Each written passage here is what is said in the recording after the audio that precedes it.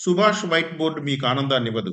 కానీ ఇంగ్లీష్ పరిజ్ఞానాన్ని ఇస్తుంది. సులభమైన పద్ధతుల్లో మీ ఇంగ్లీష్ పరిజ్ఞానాన్ని పెంపొందించడమే మా లక్ష్యం. వేలాది సంవత్సరాలుగా బోర్డుపై టీచర్ రాసిన రాతలు మాత్రమే ఎన్నో కోట్ల మందిని విజ్ఞులుగా తయారు చేశాయి అనేది మా నమ్మకం. విద్య నేర్చుకోవడానికి సహనం అవసరం. ఎడ్యుకేషనల్ వీడియోస్ చూడడానికి కూడా. కాస్త సమయాన్ని వెచ్చించండి. అమితమైన ఇంగ్లీష్ ప్రొఫిషియన్సీని సాధించండి. ఈరోజు మన వైట్ బోర్డ్ టాపిక్ ఏంటంటే నౌన్ మోడిఫైయర్స్. నౌన్ మోడిఫైయర్స్ ఇది 10th క్లాస్‌లో ఇంగ్లీష్‌లో 25వ క్వెషన్‌గా ఉంది. అయితే ఈ నౌన్ మోడిఫైయర్స్ ఏంటో తెలుసుకుందాం. యాక్చువల్‌గా నౌన్‌ని మోడిఫై చేయాల్సినటువంటి ముఖ్యమైన బాధ్యత యాడ్జెక్టివ్‌కుంటది. సాధారణంగా అయితే. యాడ్జెక్టివ్ తీసుకుంటది మామూలుగా సెంటెన్సెస్‌లో. కానీ ఇక్కడేమవుతదంటే ఒక్కొక్కసారి మిగతా పార్ట్స్ ఆఫ్ స్పీచ్ కూడా యాడ్జెక్టివ్ ప్లేస్‌లో నిలబడి నౌన్‌ని మోడిఫై చేస్తుంటాయి. అలాంటి నౌన్ మోడిఫైయర్స్ ఏమిటో ఈరోజు మనం క్లియర్‌గా పరిశీలిద్దాం. నౌన్ మోడిఫైయర్స్‌ని పరిశీలించడం కోసం నేను బుక్ అనే ఒక నౌన్ తీసుకుంటాను.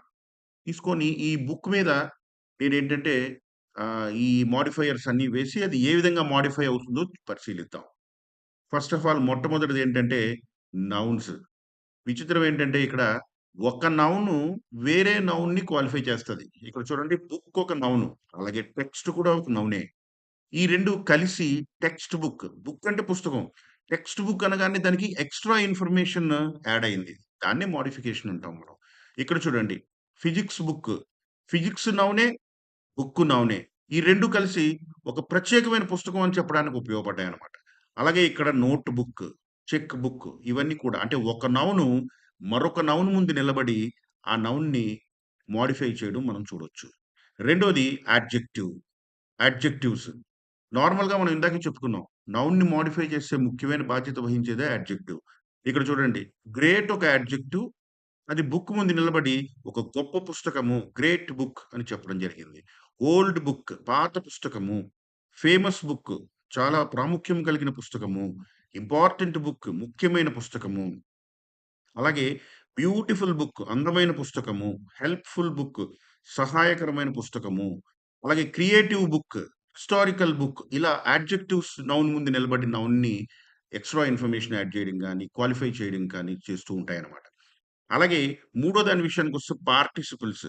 మనకి వెర్బ్‌కి 2 పార్టిసిపుల్స్ ఉంటాయి. అదేంటంటే past participle, present participle. Past participle అంటే వెర్బ్ 3 అనమాట. ఆ! అంటే ఇక్కడ చూడండి ఎగ్జాంపుల్ ఇక్కడ ప్రింట్ అనే వెర్బ్‌కి మూడో ఫార్మ్ ఇది ప్రింటెడ్. Printed book. ప్రింట్ అనే వెర్బ్ తాలూకా మూడో ఫార్మ్ అనమాట. Print, printed, printed. ఇదేంటి ప్రింటెడ్ బుక్ అంటే అచ్చయిన పుస్తకము. Register, registered, registered. Registered book అంటే రిజిస్టర్ అయిన పుస్తకము. Spoiled book. టోర్న్ బుక్ ఇలా మనం పాస్ట్ పార్టిసిపుల్ వి3 మనం అడ్జెక్టివ్ ప్లేస్‌లో వేసి నౌన్‌ని మోడిఫై చేయడం జరిగింది. అలాగే చూడండి రెండో పార్టిసిపుల్ ఏంటి ప్రెజెంట్ పార్టిసిపుల్ అంటే వెర్బ్ 1 ప్లస్ ఇంగ్ ఫార్మ్. ఇక్కడ చూడండి ఇన్‌స్పైర్ ఇంగ్ చేరింది. Inspiring, inspiring book. అలాగే అడ్మైర్‌కి ఇంగ్ చేరింది. Admiring book. అలాగే లార్జెస్ట్ సెల్, సెల్‌కి ఇంగ్ చేరింది. Selling book, largest selling book. ఈ విధంగా పార్టిసిపుల్స్ కూడా మనకి నౌన్ మోడిఫికేషన్‌కి ఉపయోగపడతాయన్నమాట. తర్వాత అత్యంత ముఖ్యమైనది ఏంటంటే ఆర్టికల్స్. ఆర్టికల్స్ తెలుసు మనకి. ఏంటి ఏ, యాన్, ది ఈ మూడిటిని ఆర్టికల్స్ అంటాం. అంటే చూడండి ఇక్కడ సపోజ్ ది బుక్ అంటే ఒక పర్టిక్యులర్ బుక్ అంటే ఆ పుస్తకము అని చెప్పడం జరిగింది. ఏ బుక్ ఒక పుస్తకము. అండ్ ఇన్‌స్పైరింగ్ బుక్ ఒక ఇన్‌స్పైర్ చేసే పుస్తకము. ఇలాగా ఏ, యాన్ దీన్ని కూడా మనం నౌన్ మోడిఫైయర్స్‌గా వాడతాము. ఇవి మాక్సిమం డిటర్మైనర్స్‌గా ఉపయోగపడతాయి. తర్వాత చూసినట్లయితే ప్రొనౌన్స్. ప్రొనౌన్స్‌లో 2 రకాలు మనకి నౌన్ మోడిఫైయర్స్ అవుతాయి. ఆ 2 ఏంటంటే పొసెసివ్ ప్రొనౌన్స్ రెండోది డెమాన్‌స్ట్రేటివ్ ప్రొనౌన్స్. పొసెసివ్ ప్రొనౌన్స్ పొసెషన్‌ని తెలియచేస్తాయి. అంటే చూడండి ఇక్కడ మై బుక్ నా యొక్క పుస్తకము. అవర్ బుక్స్ మా యొక్క పుస్తకాలు. హిస్ బుక్ అతని యొక్క పుస్తకము. హెర్ బుక్ ఆమె యొక్క పుస్తకము. దెయిర్ బుక్స్ వారి యొక్క పుస్తకాలు. ఇలాగా my, our, his, her, their ఇవన్నీ కూడా ఏమవుతాయంటే పొసెసివ్ ప్రొనౌన్స్ అవుతాయి. అలాగే డెమాన్‌స్ట్రేటివ్ ప్రొనౌన్స్‌కొచ్చినట్లయితే థిస్, దట్, దోస్, దీస్ చూడండి. దట్ బుక్ అంటే ఆ పుస్తకము. దిస్ బుక్ ఈ పుస్తకము. దోస్ బుక్స్ ఆ పుస్తకాలు. దీస్ బుక్స్ ఈ పుస్తకాలు. ఈ రకంగా మనం ప్రొనౌన్స్‌ని కూడా మనం నౌన్ మోడిఫైయర్స్‌గా వాడుకుంటాం. తర్వాత నంబర్స్. నంబర్స్ 2 రకాలు. ఏంటంటే ordinal numbers, cardinal numbers. Ordinal numbers అంటే ఆర్డర్‌ని తెలియచేసే నంబర్‌లు. ఎగ్జాంపుల్ చూడండి ఫస్ట్, సెకండ్, థర్డ్ అవన్నమాట. చూడండి ఫస్ట్ బుక్ మొదటి పుస్తకము. థర్డ్ బుక్ మూడో పుస్తకము. 21st బుక్ 21వ పుస్తకము. అలాగా ఆర్డినల్స్. నెక్స్ట్ కార్డినల్స్ చూసినట్లయితే మామూలు నంబర్‌లు. ఎలాగా 2 బుక్స్ 2 పుస్తకాలు, 5 బుక్స్ 5 పుస్తకాలు, 25 బుక్స్ 25 పుస్తకాలు. ఇలా బుక్ ముందు ఈ నంబర్స్ నిలబడి దాని క్వాలిటీని పెంచాయి. అలాగే ఎక్స్‌ట్రా ఇన్ఫర్మేషన్ యాడ్ చేశాయన్నమాట. తర్వాత చూసుకున్నట్టయితే క్వాంటిఫైయర్స్. క్వాంటిఫైయర్స్ అంటే చూడండి ఇక్కడ సమ్ చూడండి. సమ్ బుక్స్ కొన్ని పుస్తకాలు. ఈ సమ్‌ని క్వాంటిఫైయర్స్ అంటాం. మెనీ బుక్స్ చాలా పుస్తకాలు. ఎ ఫ్యూ బుక్స్ కొన్ని పుస్తకాలు. ఇవి కూడా మనకి నౌన్ మోడిఫైయర్స్‌గా ఉపయోగపడతాయన్నమాట. ఇంతవరకు ఒకటైతే ఇక మిగిలినవేంటంటే ప్రపోజిషనల్ ఫ్రేజెస్. ప్రపోజిషనల్ ఫ్రేజెస్ కూడా మనకి నౌన్ మోడిఫైయర్స్‌గా ఉపయోగపడతాయి. అంతకని ఈ ప్రపోజిషనల్ ఫ్రేజెస్‌కున్న పెక్యులియారిటీ ఏంటంటే ఇంతవరకు మనం చూసిన మోడిఫైయర్స్ అన్నీ కూడా నౌన్ ముందు నిలబడితే ఇవి నౌన్ తర్వాత వస్తాయి. ఎలాగంటే చూడండి ద బుక్ వచ్చింది కదా! ద బుక్స్ తర్వాత on the table are mine ఇక్కడ. అంటే ద బుక్స్ ఆర్ మైన్. ఆ పుస్తకాలు నావి. అవి ఏ పుస్తకాలు? On the table. టేబుల్ మీద ఉన్న పుస్తకాలు. అంటే ఈ బుక్స్ అనే మాటకి ఎక్స్‌ట్రా క్వాలిఫికేషన్ ఇచ్చింది. ఏంటవి? టేబుల్ మీద ఉన్నవి అని. అలాగే ఇక్కడ ఇది ప్రపోజిషనల్ ఫ్రేజ్ ఏం చేస్తదంటే ఒక ప్రపోజిషన్‌తో స్టార్ట్ అవుతది. ఇక్కడ ఆన్ అనే ప్రపోజిషన్‌తో స్టార్ట్ అయింది. The books on the table are mine. అంటే ఆ పుస్తకాలు ఆన్ ద టేబుల్. టేబుల్ మీద ఉన్నవి. అవి నావి. అలాగే చూడండి మరో example. The book from XYZ publishers. చూడండి. From XYZ publishers. అంటే ఆ పుస్తకము అంటే ఎక్స్‌వైజెడ్ పబ్లిషర్స్ నుంచి వచ్చిన పుస్తకము వన్ ది అవార్డ్ గెలుచుకుంది. చూసారా? ఇక్కడ ఇది ఫ్రమ్‌తో స్టార్ట్ అయింది. అంటే వీటిని ప్రపోజిషనల్ ఫ్రేజెస్ అంటామనమాట. తర్వాత ది లాస్ట్ వన్ ఏంటంటే రిలేటివ్ క్లాజెస్. రిలేటివ్ క్లాజెస్ చూడండి క్లియర్‌గా చూసినట్లయితే చూడండి ఇవి కూడా వెనకాలే వస్తాయి. ద బుక్ ఇక్కడ చూడండి విచ్ ఐ బాట్ ఏదైతే నేను కొన్నానో ఈస్ కాస్ట్‌లీ. ఇప్పుడు ద బుక్ ఈస్ కాస్ట్‌లీ అంటే ఏ బుక్కో తెలీదు. కానీ విచ్ ఐ బాట్ అనేటటువంటి ఒక రిలేటివ్ క్లాస్ బుక్ తర్వాత నిలబడి ఈ బుక్‌ని క్వాలిఫై చేసిందనమాట. అది. The book which I bought is costly. ఆ పుస్తకము ఏదైతే నేను కొన్నానో అది ఖరీదైంది. తర్వాత ఇంకోటి చూసినట్లయితే the book that I read ఏదైతే నేను చదివానో ఈస్ వెరీ ఇంట్రెస్టింగ్. అది చాలా ఇంట్రెస్టింగ్‌గా ఉంది. అంటే ఇప్పుడు ద బుక్ అంటే ఏమీ తెలియలేదు. ఇన్ఫర్మేషన్ సరిపోలేదు. కానీ దట్ ఐ రెడ్ ఏదైతే నేను చదివానో అనేసరికి ఆ పుస్తకానికి ఏంటంటే ఎక్స్‌ట్రా ఇన్ఫర్మేషన్ యాడ్ అయిందనమాట. ఈ రకంగా రిలేటివ్ క్లాజెస్ కూడా మనకి నౌన్ మోడిఫైయర్స్‌గా ఉపయోగపడతాయి. ఈ నౌన్ మోడిఫికేషన్ అనేది యాడ్జెక్టివ్ బాధ్యత అయినప్పటికీ కూడా మిగతా పార్ట్స్ ఆఫ్ స్పీచ్ కూడా ఈ విధంగా నౌన్ ముందు లేకపోతే నౌన్ వెనకాతల నిలబడి అవి నౌన్‌ని మోడిఫై చేస్తాయనే విషయం ఇక్కడ మనం గమనించాలి. ఒక నౌన్ ముందు డిఫరెంట్ మోడిఫైయర్స్ వేసేటప్పుడు అది ఒక ప్రయారిటీ ఆర్డర్‌లో ఉండాలి.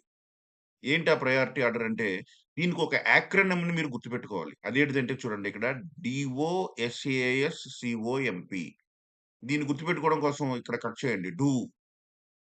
సాస్ కాంప్ అని గుర్తుపెట్టుకోండి. డీఓఎస్ఏఎస్‌సిఓఎంపి. డి అంటే డిటర్మైనర్. ఓ అంటే ఒపీనియన్. ఎస్ అంటే సైజ్. ఏ అంటే ఏజ్. ఎస్ అంటే షేప్. సి అంటే కలర్. ఓ అంటే ఆరిజిన్. ఎం అంటే మెటీరియల్. పి అంటే పర్పస్. ఈ లైన్‌లో మనం అంటే అడ్జెక్టివ్స్ కాదు. ఏదైనా ఏ మోడిఫైయర్స్‌నైనా సరే ఈ లైన్‌లో మనం ఏర్పాటు చేయాలి. ఎలా చేయాలంటే చూద్దాం ఫస్ట్. First determiner. డిటర్మైనర్ చూడండి ఇక్కడ. A, an, the, my, his, her, this, that etcetera. అంటే ఇక్కడ ఆర్టికల్స్ వస్తాయి. తర్వాత పొసెసివ్ ప్రొనౌన్స్, తర్వాత డెమాన్‌స్ట్రేటివ్ ప్రొనౌన్స్ ఇందులో వస్తాయన్నమాట. ఇవి ఏం చేస్తాయంటే, ఆ పర్టిక్యులర్ నౌన్‌కి ఒక పర్టిక్యులారిటీనిస్తాయి. ఓకే. రెండోది ఒపీనియన్. అంటే ఆ నౌన్ మీద మనకుండే ఒపీనియన్ అది ఎలాంటిది అనే విషయం మాట్లాడడానికి ఒపీనియన్ అన్నమాట. సో, ఉదాహరణకు చూడండి lovely, beautiful, great, wonderful, excellent ఇలా మన ఒపీనియన్‌ని రెండో దానిగా చెప్పొచ్చన్నమాట. మూడోది సైజ్. అది బిగ్గా, స్మాలా, లార్జా, హ్యూజా, షార్టా, టాలా ఇలా సైజ్ చెప్తది. తర్వాత ఏజ్ అంటే old, new, young, ancient, modern etcetera. అలాగే షేప్ అది రౌండా, రెక్టాంగ్యులరా, ఫ్లాటా, స్క్వేరా, స్ట్రెయిటా ఇలాగా షేప్ చెప్తది. తర్వాత కలర్ బ్లాక్, బ్లూ, యెల్లో ఏ కలర్ అయితే ఆ కలర్. తర్వాత ఆరిజిన్ అది ఇండియన్నా, ఇటాలియన్ మేడా, రష్యన్నా లేదా బుద్ధిస్టా ఇలాంటివన్నీ కూడా ఏమవుతాయంటే ఆరిజిన్‌కి సంబంధించిన పదాలవుతాయి. తర్వాత మెటీరియల్ అది వుడెనా, ప్లాస్టికా, సిల్కా, లెదరా, స్టీలా ఇలాగనమాట. తర్వాత పర్పస్ పర్టిక్యులర్ నౌన్ తాలూకా పర్పస్ ఏంటి? అది ఒక suppose sleeping mattress, dining table అంటే డైనింగ్ అనేది ఏంటి? పర్పస్. ఏ పర్పస్‌కి వాడతామో దానికనమాట. ఫ్రైయింగ్ పాన్ లేదా drawing table, okay. Sitting bench ఇలాగా దాని పర్పస్‌ని చెప్పడం జరుగుద్దనమాట. ఇప్పుడు మనం ఒక ఎగ్జాంపుల్ చూద్దాం. ఏంటంటే ఎగ్జాంపుల్ చూడండి ఇక్కడ ఇవ్వబడింది. 2 సెంటెన్స్‌లంటే I bought a red hatchback car. It is a small expensive Italian car. ఇప్పుడు ఆల్రెడీ ఫస్ట్ సెంటెన్స్‌లో ఇక్కడ చూడండి రెడ్ ఒకటిని, హ్యాచ్‌బ్యాక్ ఒకటి 2 మోడిఫైయర్స్ ఉన్నాయి. Red hatchback car. అలాగే రెండో సెంటెన్స్‌ని ఇప్పుడు మనం కాన్సెల్ చేసేస్తాం కాబట్టి ఇందులో ఉన్నవేంటంటే స్మాల్, ఎక్స్‌పెన్సివ్, ఇటాలియన్ ఈ మూడిటిని ముందుకు తేవాలి. తెచ్చేటప్పుడు ఏ ఆర్డర్ ఆఫ్ ప్రయారిటీ మనం డోసాస్ కాంప్ అనే ఆర్డర్‌లో పెట్టాలి. ఎగ్జాంపుల్ చూద్దాం చూడండి. కింద రాయబడింది చూడండి answer. I bought an first ఏసాను. ఏంటిది ఇది మోడిఫైయర్. సారీ ఈ మోడిఫైయర్ ఏంటంటే డిటర్మైనర్ అన్నమాట. తర్వాత రెండోది ఎక్స్‌పెన్సివ్ అనేది నా ఒపీనియన్ అది. ఇది ఖరీదైంది అనేది నా ఒపీనియన్ అన్నమాట. ఎక్స్‌పెన్సివ్ వేశాను. తర్వాత స్మాల్ అనేది సైజ్‌కి సంబంధించింది. సైజ్. తర్వాత రెడ్ అనేది కలర్‌కి సంబంధించింది. తర్వాత ఇటాలియన్ అనేది ఆరిజిన్‌కి సంబంధించింది. తర్వాత హ్యాచ్ బ్యాక్ అనేది పర్పస్‌కి సంబంధించింది. చూడండి ఇక్కడ. ఇక్కడేంటి ఇదిగో ఏంటేంటొచ్చాయి? డి ఇన్వాల్వ్ అయింది. ఓఎస్, సిఓపి అంటే డొసాస్ క్యాంప్ ఆర్డర్‌లోనే ఇవున్నాయి. కాబట్టి ఏమైందంటే I bought an expensive small red Italian hatchback car అవుతుందనమాట. ఈ ఆర్డర్‌లో మనం ఏంటంటే మోడిఫైయర్స్‌ని వేయడం జరుగుతుంది. ఇగో లాస్ట్ పదంగా నేనేం పెడతానంటే టేబుల్ అనే పదం పెడతాను. దీని ముందు ఇవన్నీ వేస్తాను చూడండి. ఒక్కొక్కటి వేస్తాను చూడండి. ఫస్ట్ ఆఫ్ ఆల్ ఇదిగో ఇది డిటర్మైనర్. డిటర్మైనర్ ఒకటేస్తాను. ఏంటేస్తాను? ఏ ఆర్టికల్ వేశాను. డిటర్మైనర్‌గా ఏమేసాను? Article a. తర్వాత నా ఒపీనియన్ ఏ లవ్లీ. లవ్లీ. సైజ్‌లో బిగ్ ఏసాను. Lovely big. Okay. Big size వేసేసాను. తర్వాత ఏజ్‌లో ఓల్డ్ వేశాను. ఓల్డ్. సైజ్ తర్వాత ఏజ్ అయిపోయింది. ఓల్డ్ అయిపోయింది కదా! తర్వాత షేప్ రౌండ్. ఓకే. రౌండ్. తర్వాత షేప్ తర్వాత కలరు వైట్ ఏస్తాను. వైట్. ఓకే. కలర్ తర్వాత ఆరిజిన్ ఇటాలియన్ వేస్తాను. వేస్తాను. తర్వాత ఇటాలియన్ ఒరిజిన్ కూడా అయిపోయింది కదా! తర్వాత మెటీరియల్ వుడెన్ వేస్తాను. వేస్తాను. తర్వాత పర్పస్ డైనింగ్ ఏస్తాను. చూసారా ఇక్కడ ఎన్ని పదాలేసామో దీనికి? A lovely, big, old, round, white, Italian, wooden, dining table చూసారా? ఇంత పెద్ద ఫ్రేజ్.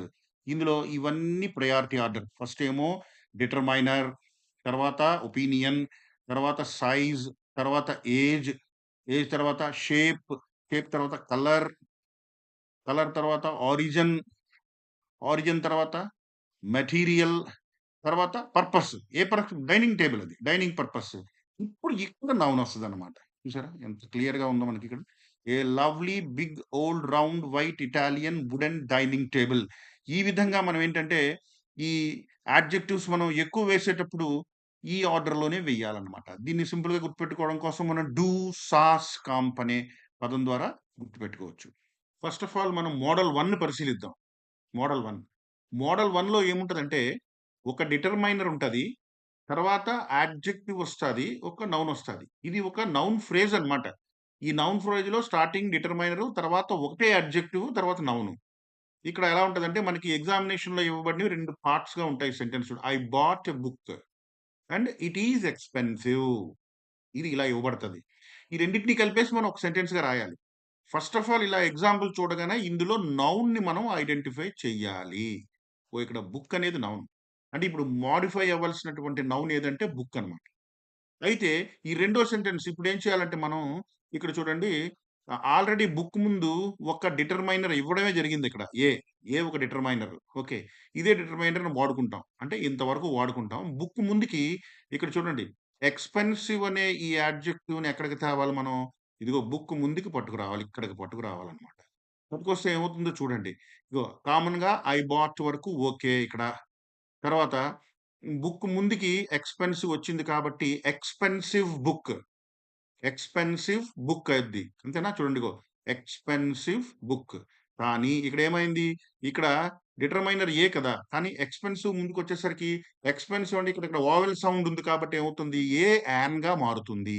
సో, టోటల్‌గా డిటర్మైనర్ ఏమో యాన్, యాడ్జెక్టివ్ ఏమో ఎక్స్‌పెన్సివ్, బుక్ ఏమో నౌన్ అన్నమాట. ఈ 3 అంటే యాన్ ఎక్స్‌పెన్సివ్ బుక్. అంటే టోటల్‌గా ఏమైంది? ఐ బాట్ యాన్ ఎక్స్‌పెన్సివ్ బుక్‌గా మారింది. ఇది మోడల్ 1. ఇప్పుడు మనం మోడల్ 2ని ట్రై చేద్దాం.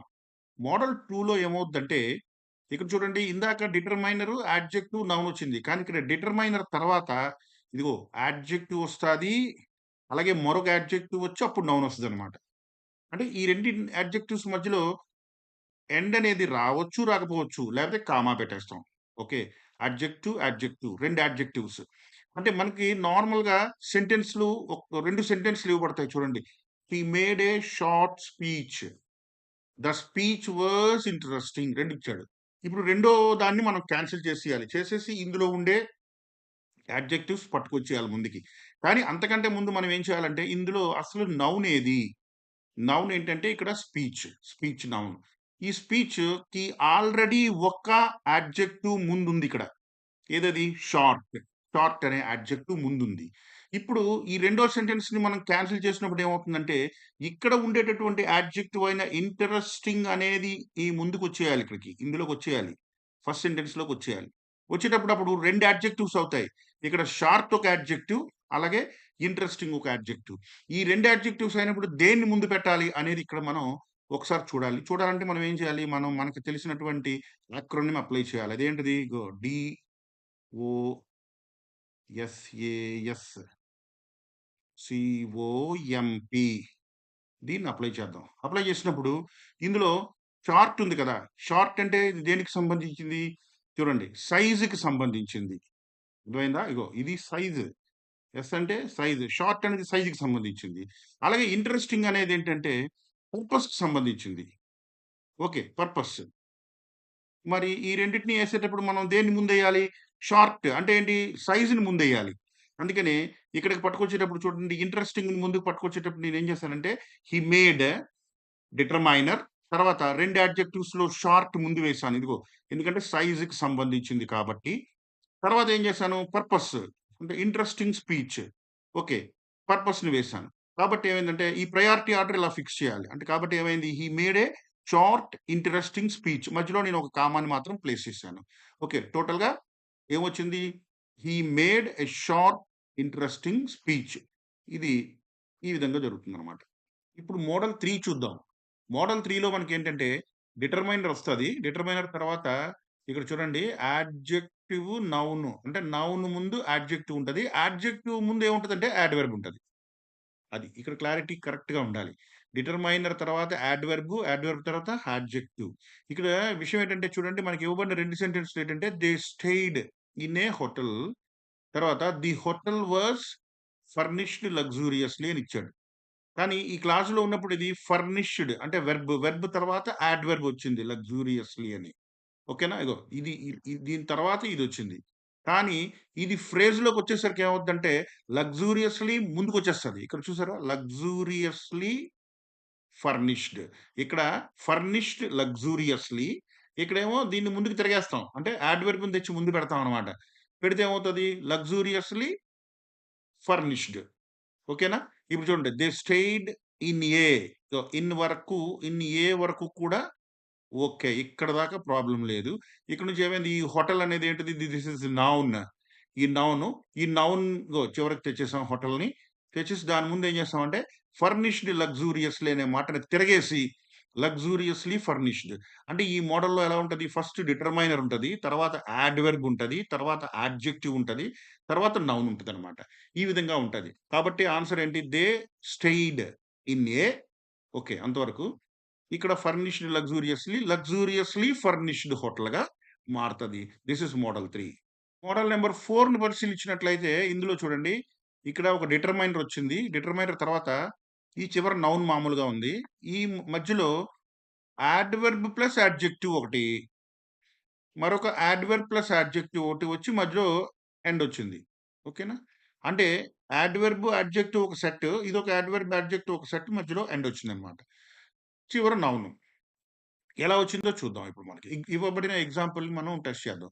Sita found a cat. It has blue ice and brown stripes. ఇది ఇవ్వబడిన ఎగ్జాంపుల్. ఇందులో చూడండి. ఇందులో అసలు నౌన్ ఏది? క్యాట్. ఓకేనా? దీని ముందు ఏ ఏంటవుతుందంటే డిటర్మైనర్ అవుతుంది. క్యాట్. ఈ క్యాట్ ముందుకి ఇవి 2 రావాలి. ఏవి 2 రావాలి? చూడండి. Blue ice, brown stripes. కానీ ఐస్‌కి ఇప్పుడు మనం ఏం చేయాలంటే దీన్ని చూడండి ఇక్కడ బ్లూ ఐస్ ఇక్కడ. కానీ దాన్ని మనం ఏం చేయాలి ఇక్కడ బ్లూ ఐడ్‌గా మార్చాలి. అంటే వి3 మనకు ముందే చెప్పుకున్నాం మనం.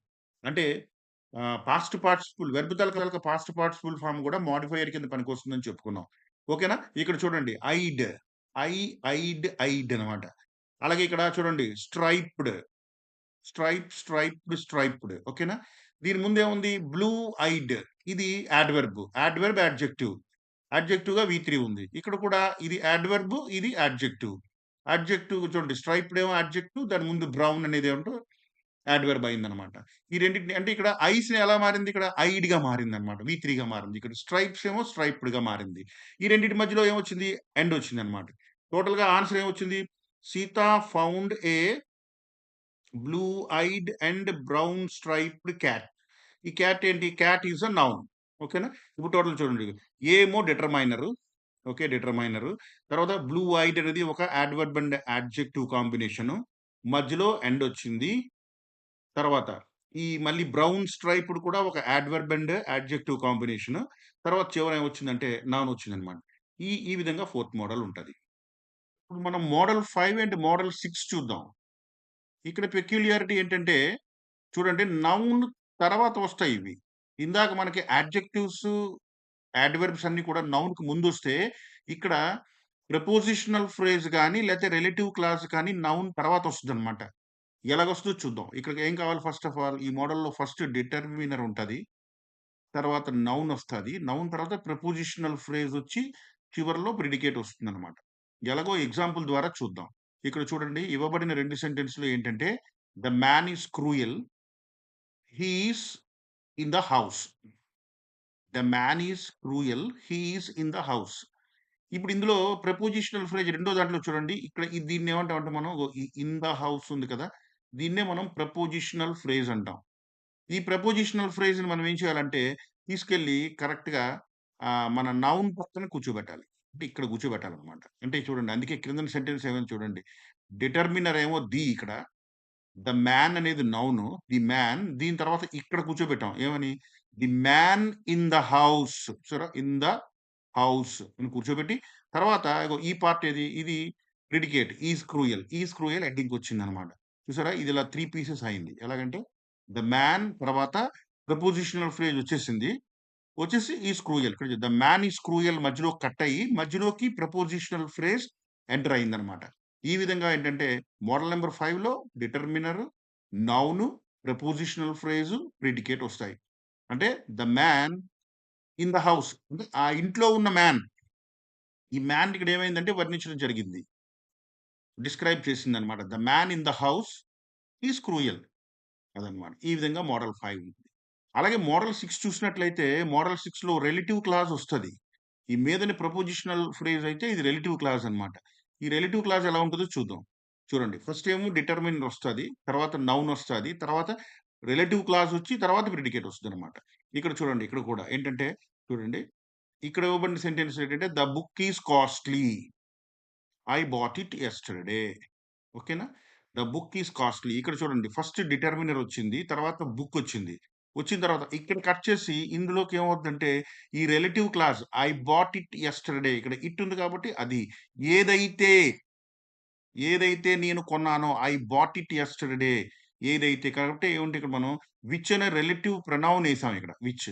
చూడండి I bought yesterday which I bought yesterday ఏదైతే నేను కొన్నానో అది ఈస్ కాస్ట్‌లీ. అది ఖరీదైనది. ద బుక్ చూడండి. The book is costly. I bought it yesterday. It అంటే అది కాబట్టి ఏదైతే అని రావాలి కాబట్టి నేను విచ్ చేశాను.